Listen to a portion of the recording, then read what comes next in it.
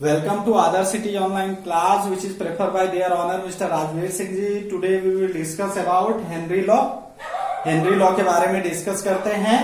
तो the solubility of gas in a liquid is directly proportional to the partial pressure which is consists with the gas present above the surface of the liquid or solution. That mean कि इनका कहने का means है कि कोई भी gas liquid के form में जब जाती है तो सम ऑफ द उसका जो मॉलिक्यूल्स हैं वो क्या होते हैं, सरफेस पे कंटेन जुड़ जाते हैं उसी पोर्शन के साथ में जिस पोर्शन के साथ में वो सॉल्वेंट के रूप में वहां प्रेजेंट होती है.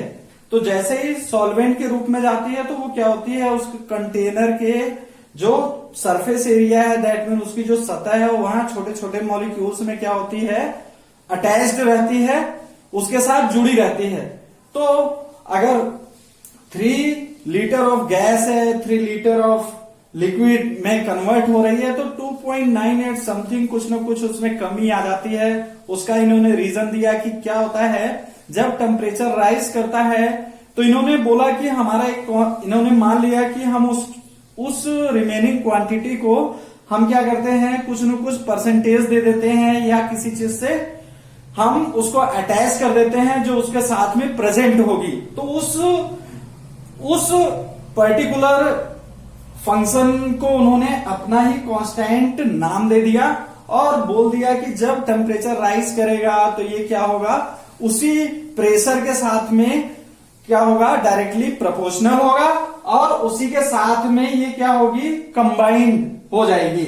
तो जैसे ही वेरिएशन होगा टेम्परेचर का तो क्या होगा, सॉल्युबिलिटी अगर इंपेल कर रहा है एक तरीके से टेम्परेचर इंप्लाइड कर रहा है तो सॉल्युबिलिटी क्या होगी, डिक्रीज होगी और टेम्परेचर की क्या होगी, डायरेक्टली प्रोपोर्शनल होगी. हेंस जो हेनरी कांस्टेंट है वो क्या है, टेम्परेचर का मल्टीपल है, डायरेक्टली प्रोपोर्शनल है. अगर टेम्परेचर को हम राइज करेंगे तो हेनरी कांस्टेंट की भी वैल्यू बढ़ेगी और टेम्परेचर अगर डिक्रीज होता है तो हेनरी कांस्टेंट की भी वैल्यू डिक्रीज होगी. अगर इन केस ऑफ साइक्लोहेक्सेन अगर हम हाइड्रोक्लोरिक एसिड के लिए लें और एक ग्राफ विड्रॉल करें तो हम उसमें देखेंगे नंबर ऑफ मॉलिक्यूल्स कभी अप साइड में होंगे, कभी नीचे के अंडर साइड में होंगे, फिर अप साइड में होंगे, फिर नीचे की साइड में होंगे. यहाँ पे मैंने एक ग्राफ छोटा सा शो करके दिखाया हुआ है. Let's see here the quantity of gases present in this and these are the mole fraction of hydrochloric acid. तो मोल फ्रैक्शन मैंने दिखाया है रेशियो में प्रेजेंट होता है जहां पे क्या होता है, M mass of gas in unit पर यूनिट वॉल्यूम में होती है. M direct P is directly proportional to M by the definition of Henry law कि यहाँ पे क्या है, the solubility of gas in a liquid. जब लिक्विड में है तो उसका कुछ न कुछ वॉल्यूम होगा, वो क्या होगी, डायरेक्टली प्रोपोर्शनल होगी प्रेशर के. और प्रेशर कैसा होना चाहिए, पार्शियल होना चाहिए. पार्शियल प्रेशर गैस पे साथ में प्रेजेंट होगा तो वो उसके डायरेक्टली प्रोपोर्शनल होगी. अगला अगर हम इसको, अब उन्होंने माना था कि हम क्या करेंगे, अपने कांस्टेंट को उसी के साथ में ऐड कर देंगे तो this is the multiple quantity with the mole fraction of solute. अब सॉल्यूट के साथ में इसका multiple quantity this is equal to there pressure जो क्या होगा, पिस्टन के साइड से उस पे फोर्सली कंप्रेस किया जाएगा.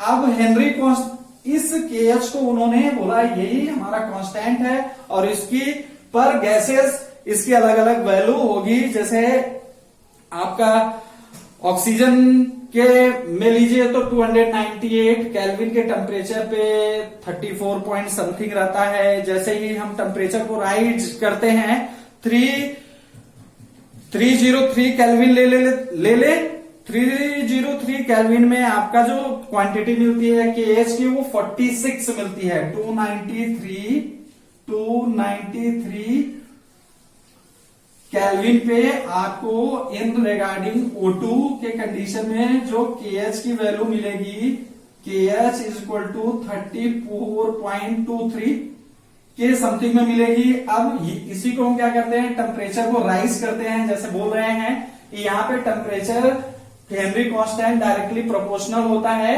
किसके, टेम्परेचर के. तो टेम्परेचर को हम राइज करने वाले हैं तो 303 केल्विन ले लें तो ये बढ़ करके KH की वैल्यू हो जाती है this is equal to 46.23 something में। ये फर्स्ट वैल्यू है जो टेम्परेचर को हमने कम रखा है, और जब टेम्परेचर को राइज किया तो हमने देखा कि हेनरी कांस्टेंट की वैल्यू क्या कर रही है, उसी के साथ साथ बढ़ रही है। हेंस KH क्या है, टेम्परेचर पे डिपेंड कर रहा है, हेनरी कांस्टेंट टेम्परेचर पे राइज कर रहा है। टेम्परेचर जैसे जैसे राइज करेगा हेनरी कांस्टेंट की वैल्यू भी धीरे धीरे राइज करेगी। अब आते हैं वेरिएशन ऑफ KH में। तो variation of KH that mean की कांस्टेंट किस तरीके से वेरिएट करेगा, तो हमें मालूम है we know that also KH is directly proportional to temperature. जब हेनरी कांस्टेंट बढ़ता है तो टेम्परेचर भी क्या होता है, राइज करता है। देन अगर KH की वैल्यू हम यहां से निकालें तो 1 upon solubility this is equal to 1 upon KH। हमें मालूम है कि KH क्या होता है, 1 अपॉन सॉल्युबिलिटी होता है। क्यों, mass of unit volume m के रूप में यहाँ प्रेजेंट है, जो इसके साथ में क्या होता है, मिक्स होता है। तो KH is equal to 1 upon solubility हमने निकाल ली। दिस इज इक्वल टू, अब इसको यहां ले जाएंगे तो 1 अपॉन सॉल्युबिलिटी आएगी। तो इन दोनों इक्वेशन को कंपेयर करेंगे तो हमें जो मिलेगा formula, solubility is equal to 1 upon temperature. अब टेम्परेचर यहाँ पे एब्सोल्यूट होगा, केल्विन में होगा। द पॉइंट्स रिमेंबर जो इसमें करने हैं कि that is why O2 gas has more soluble in water when, कब, when winter season where temperature is less. That mean की ऑक्सीजन गैस ज्यादा सॉल्युबल कब है, जब विंटर सीजन होगा। दैट मीन की जो टेम्परेचर एटमॉस्फेरिक टेम्परेचर होगा वो कम होगा, तो उस समय ऑक्सीजन वाटर में ज्यादा मिली होगी, लिक्विडाइज ज्यादा होगी। अब सेकेंड केस में होगा as result fish is more comfortable in winter season. वह यही रीजन है कि जो फिश होती है ठंड के टाइम में अपने को ज्यादा सहज महसूस करती है पानी के अंदर। तीसरी जो कंडीशन है, the value of KH for different gases at the same temperature is different. That mean कि उसी टेम्परेचर पे अलग अलग गैसेस के लिए KH की जो वैल्यू होती है वो अलग अलग होती है। दैट मीन कि गैस के नेचर पे डिपेंड करता है KH की वैल्यू भी। इसलिए हेनरी ने बोला कि जो मेरा कांस्टेंट है, the my constant which is also known as nature of gases, hence we are also called Henry constant is also known as gases of nature। Now next topic इसका हम डिस्कस करेंगे applications and limitations।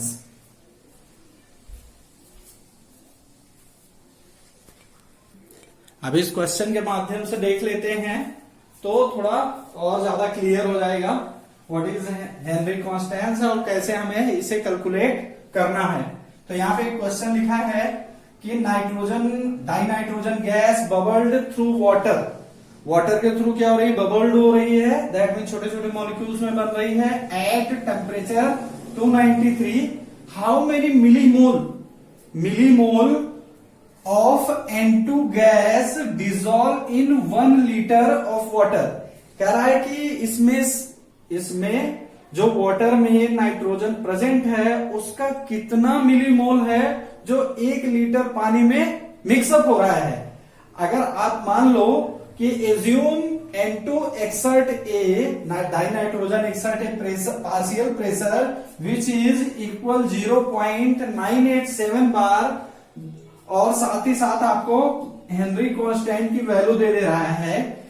Henry constant की value दे रहा है 293 के पे 76.48 के बार unit है हेनरी कांस्टेंट की। तो हम इसको सॉल्यूशन लेते हैं। तो बाय द हमें क्या पता है कि क्या होता है टेम्परेचर और प्रेशर क्या होता है, मोल्स ऑफ सॉल्यूट के क्या होता है, डायरेक्टली प्रोपोर्शनल होता है, और उसी के मल्टीपल के प्रोपोर्शनली ये प्रेशर लगता है हेनरी कांस्टेंट का। तो P is directly proportional to KH into x. X यहां क्या है, एक्स मोल्स ऑफ सॉल्वेंट है जो वहां पर यूनिट वॉल्यूम में प्रेजेंट होगा, यानी 1000 मिलीलीटर। दैट मीन कि 1 लीटर में वो प्रेजेंट होगा। तो हम इसको क्या करते हैं, कैलकुलेट करते हैं। यहाँ पे P किसके लिए दिया हुआ है, डाई नाइट्रोजन के लिए, तो Pn2 इक्वल के, अब X किसके लिए, डाई नाइट्रोजन के लिए, तो एब्सोल्युटली Xn2। देन अब हमें क्या निकालना है, Xn2 की क्वांटिटी निकालनी है कि कितना मिला हुआ है, हेंस Xn2, और इसको हम क्या करेंगे, हेनरी कांस्टेंट को उधर ले जाएंगे, तो Pn2 divided by KH, this is equal to, हमें मालूम है कि 0.987 बार दिया हुआ है हमें प्रेशर, किसका, डाई नाइट्रोजन का पार्शियल प्रेशर। तो पार्शियल प्रेशर ऊपर रख देंगे और डिवाइड कर देंगे हेनरी कांस्टेंट से। हेनरी कांस्टेंट हमें गिवन है, तो हमें क्वांटिटी पता चल जाएगी कि X कितना मिला हुआ है, डाई नाइट्रोजन की कौन सी मात्रा इसके साथ में मिली हुई है। तो Xn2 is equal to, calculate करेंगे तो आपको मिलेगा 1.29 इंटू 10 टू द पावर -5। अब हम